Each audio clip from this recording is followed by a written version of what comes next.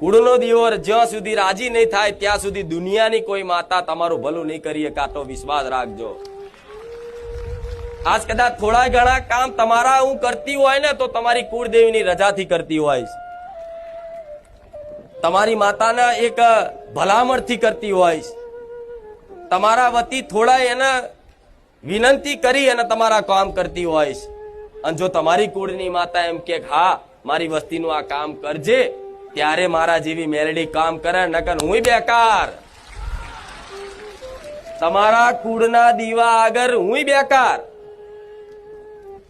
તમારા માટે સર્વોપરી તમારી કુળદેવી, મારા કરતા બી મોટી તમારા માટે તમારી કુળદેવી. એનાથી જગતમાં કોઈ મોટું નથી.